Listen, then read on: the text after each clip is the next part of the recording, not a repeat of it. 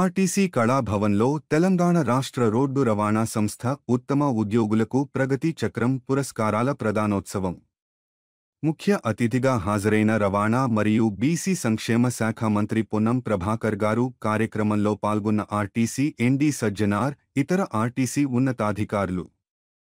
ఇటీవల మరణించిన RTC driver మెరుగు సంపత్ కుటుంబానికి ₹1,00,00,000 ప్రమాద భీమ చెక్కును అందజేసిన మంత్రి పొన్నం ప్రభాకర్ ఉత్తమ ఉద్యోగులకు ప్రగతి చక్రం పురస్కారాలను ప్రదానం చేసిన మంత్రి పొన్నం ప్రభాకర్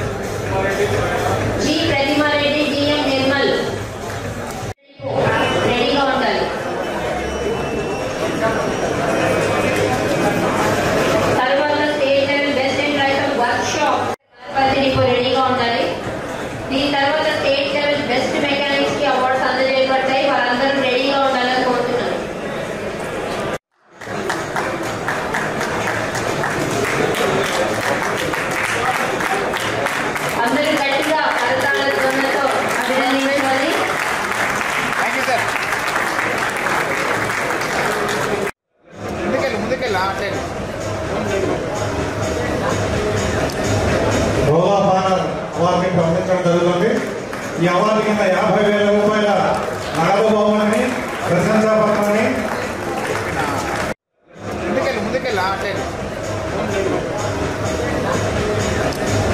రోలా బానర్ అవార్డుని పంపించడం జరుగుతుంది. ఈ అవార్డు కింద ₹50,000 నగదు బహుమతిని, ప్రశంసా పత్రాన్ని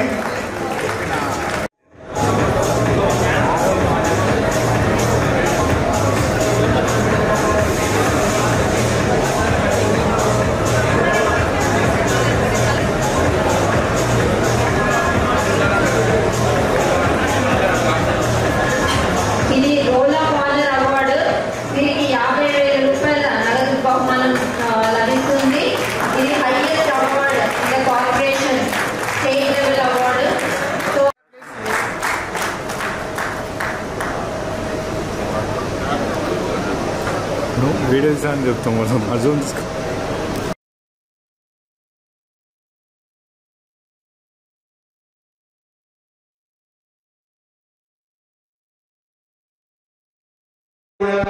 ఉద్యోగాలకు సంబంధించిన అనుమతులు తీసుకొని రిక్రూట్మెంట్ ప్రక్రియ జరుగుతోంది.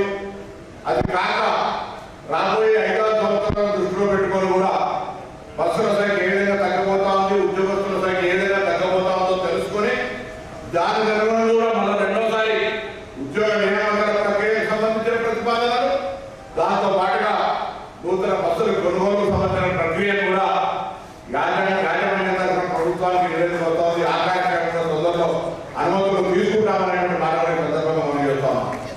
ఈరోజు ఏ కార్యక్రమం జరిగినా ప్రభుత్వ మహాలక్ష్మి ద్వారా కార్యక్రమం తీసుకుని ఉండొచ్చు, కానీ ఈరోజు క్షేత్ర స్థాయిలో ఆ కార్యక్రమాన్ని విజయవంతం చేయడానికి సహకరించినటువంటి ఆర్టీసీ కుటుంబ సభ్యులందరూ కూడా హృదయపూర్వకంగా సంబంధిత మంత్రిగా ప్రభుత్వ పక్షాన్ని ప్రారంభిస్తారు. 81 కోట్ల మంది మహిళలు, దాదాపు 2,750 కోట్ల విలువ కలిగినటువంటి ప్రయాణాన్ని మనం ఈరోజు తెలంగాణ అక్కల చెడ్డలకు అందజేయగలిగినాం. మనకు వ్యక్తిగతంగా ఏ హోదాలో ఉన్న వ్యక్తిగతంగా ఒక డ్రైవర్గా, ఒక కండక్టర్గా, కళాశాలిగా, ఒక కార్మికుడిగా, ఒక అధికారిగా, ఒక మంత్రిగా ఈ సంతృప్తి అనేది మనందరూ కూడా వ్యక్తిగతంగా కూడా సంతృప్తి ఇచ్చేటువంటి అంశం. ఇదే సందర్భంలో ఇంటర్నల్ ఎఫిషియన్సీ పెంచుకోవడానికి, ఇంటర్నల్ ట్రాన్స్పరెన్సీ ఇంకా ఎక్కువ చేసుకోవడానికి, ఇంటర్నల్ కెపాసిటీని ఎగ్జిక్యూట్ చేసుకోవడానికి అనేక రకాలుగా ఒక ప్రోత్సాహకంగా ఉండేటువంటి ప్రగతి చక్ర కార్యక్రమం ద్వారా ఈరోజు వివిధ రకాలుగా అత్యున్నతంగా పనిచేసే వాళ్ళందరూ కూడా మనం పురస్కరించుకుంటాము, సన్మానించుకుంటాము, గౌరవించుకుంటాము. దానివల్ల మేము కూడా సక్రమంగా పనిచేసి అవార్డు పొందాలనే తపన మిగతా 40,000 కార్మిక వర్గానికి అందరూ కూడా రావాలి. ఆ విధంగా ఒక పోటీ తత్వం నేను పనిచేయాలనేటువంటి మాట ఆలోచన రావాలని కోరుకుంటా ఉన్నాను. ఈరోజు పోటీలో ఎట్లుంటాయో తెలంగాణ ప్రభుత్వం అధికారంలోకి వచ్చిన తర్వాత కాంగ్రెస్ ప్రజాపాలన ఏర్పడిన తర్వాత ఆర్టీసీకి సంబంధించినటువంటి పరిస్థితి. ఆర్టీసీ గత 10 సంవత్సరాలుగా ఒక బస్సు కూడా కొనకుండా, ఒక ఉద్యోగిని నియమించుకోకుండా 17 సంవత్సరాల వయసు పడ్డ బస్సులకి గ్యారేజీకి వెళ్ళిపోతూ ఉంటుంటే, వయసు దాటిన వాళ్ళు రిటైర్మెంట్ వెళ్ళిపోతూ ఉంటుంటే, పరిమాణం పెరిగి అనేక రకాలుగా సమస్యలు ఎదుర్కొంటున్న సమయంలో కూడా ఎండీ గారు వచ్చారు. ఎండీ గారు కొంత ఉపశమనం కలిగే విధంగా తనకు ఉండబడేటువంటి అధికారాన్ని వినియోగించి చర్యలు తీసుకునే ప్రయత్నం జరిగింది. డిసెంబర్ 9న ఆర్టీసీ మనం మామూలుగా ఒక ఆడపిల్ల ఉంటే మన ఇంటికి మహాలక్ష్మి వచ్చిందని మనం ఎట్లయితే ఒక సంతోషమైన కుటుంబం బాగుపడుతుందో, ఈరోజు ఆ మహాలక్ష్మి అనే పథకం ద్వారా యావత్ తెలంగాణ రాష్ట్ర రోడ్డు రవాణా సంస్థకు ఒక అదృష్ట లక్ష్యం వచ్చింది అనేటువంటి మాట ఈ సందర్భంగా మనం చేస్తాం. రోడ్డు రవాణా సంస్థలకు సంబంధించి ప్రగతి చక్రం మీద అవార్డులు పొందుతున్న వారందరికీ కూడా నా హృదయపూర్వక శుభాకాంక్షలు. ఈ కార్యక్రమంలో నాతో పాల్గొంటున్నటువంటి